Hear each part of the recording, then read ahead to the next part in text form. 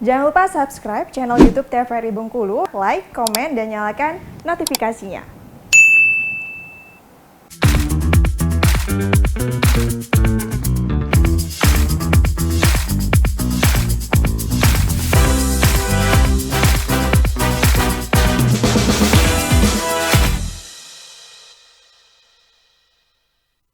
Balik lagi di Opini, obrolan pagi ini masih dengan tema yang sama, yaitu perempuan dan profesi jurnalis, bersama dengan Mbak Betty Herlina. Mbak Betty, kalau Mbak Betty sendiri lihat untuk sekarang kualitas dari jurnalis dalam menulis berita itu sudah sejauh mana sih? Aku nggak mau komentar yang di Bengkulu ya, nanti pada Ya, marah. secara umum saja deh ya. Secara Apalagi umum. sekarang sudah buat media independen kan ya, media sendiri. Secara umum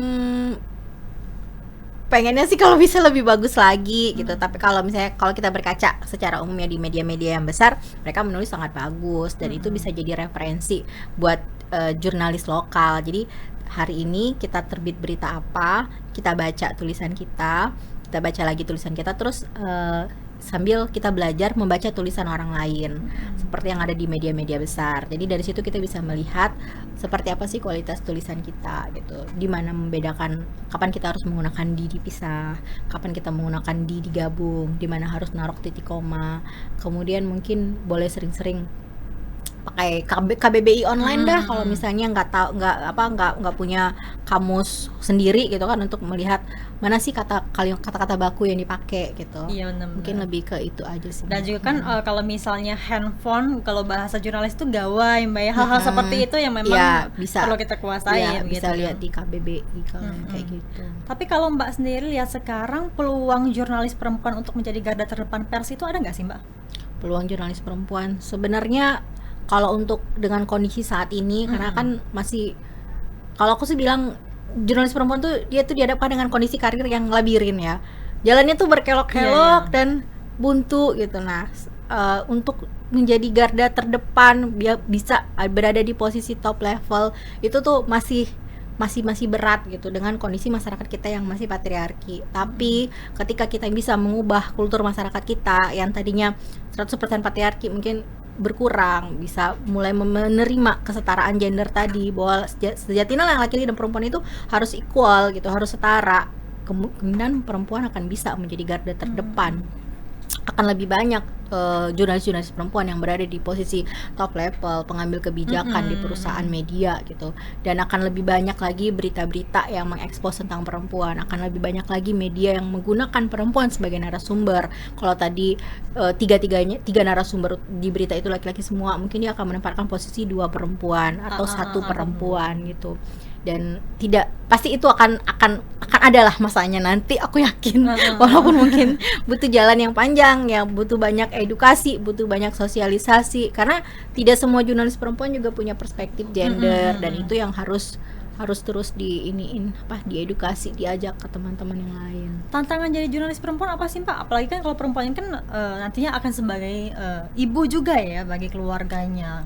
Bisa nggak sih bagi waktu? Itu lebih ke personal ya. Jadi tantangan jurnalis perempuan itu yang banyak. Salah satunya yang tantangan personal tadi. Bagaimana kita sebagai jurnalis perempuan, kita dituntut untuk multitasking, dituntut harus bisa memanage keluarga, harus bisa ngurusin anak, terus karir tetap jalan. Itu lebih ke tantangan personal. Sepanjang ketika dia menemukan pasangan hidup yang bisa mendukung bahwa pasangan aku harus tetap keep shining dong, walaupun dia di rumah masak, walaupun dia bikin kopi buat aku, tapi akan ada masa di mana dia mungkin tidak bisa buat kopi untuk aku karena dia harus ngajar, dia harus liputan, dia harus ketemu sama narasumber. Sepanjang dia punya partner yang mensupport, maka dia pasti akan bisa.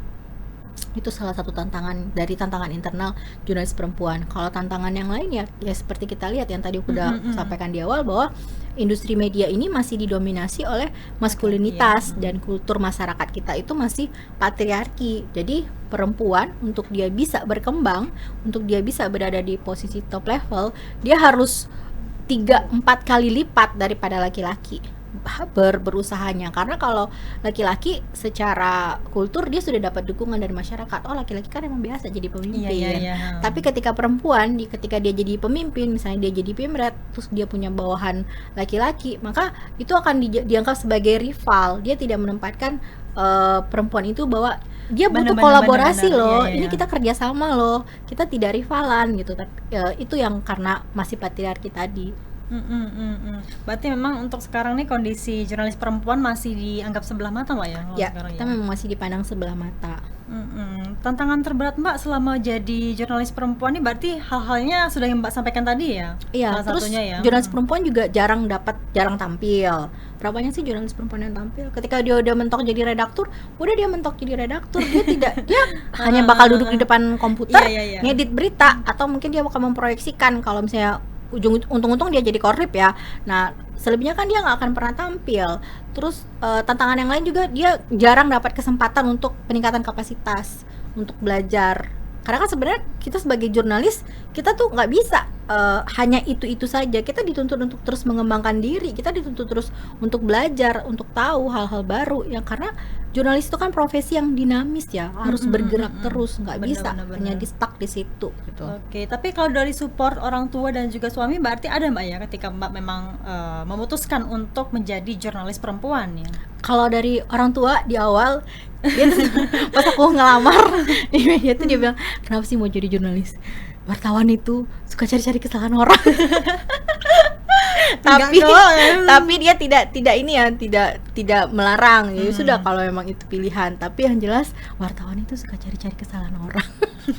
Itu kalimat yang aku ingat betul dari almarhum bapak. Oke, tapi stigma itu akhirnya berubah melihat Mbak sekarang. Ya, akhirnya berubah juga kan seiring dengan waktu, bahwa aku punya nilai yang aku perjuangkan, aku punya nilai-nilai yang aku pegang. Ada benang merah, ada garis api gitu kalau kita bilangnya, ada batasan. Jadi seiring waktu kita tunjukkan bahwa kita sebagai jurnalis bukan nyari-nyari kesalahan orang, tapi kita lebih kepada mengkritik dan memberikan solusi. Jadi jangan hanya ngeritik, ngedumel seperti kayak netizen semua ini, tapi tidak ada solusinya apa gitu. Karena kan kita pengen semuanya menjadi lebih baik. Oke, sampai dengan sekarang berarti Mbak masih di lapangan ya, cari-cari berita ya? Iya, sekali-sekali aku masih ketemu sama beberapa orang, dan lebih banyak aku liputan di daerah. Nah, mereka itu kan banyak dari daerah luar juga Mbak ya, kayak Mbak tadi dari UI juga ada kayaknya dan sebagainya. Itu mereka ngambil isu-isu di daerah mereka masing-masing? Iya, isu di daerah mereka dengan isu-isu nasional. Misalnya kayak kemarin ada perempuan yang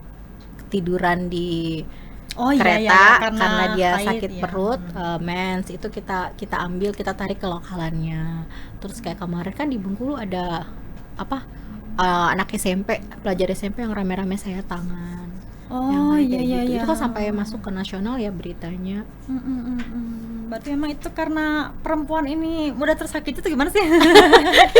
Karena emosinya labil gimana sih? Karena kalau anak-anak SMP kan mungkin dia lebih karena pola mengikuti dan ingin menunjukkan eksistensi dia tuh seperti apa gitu. Dia pengen pengakuan.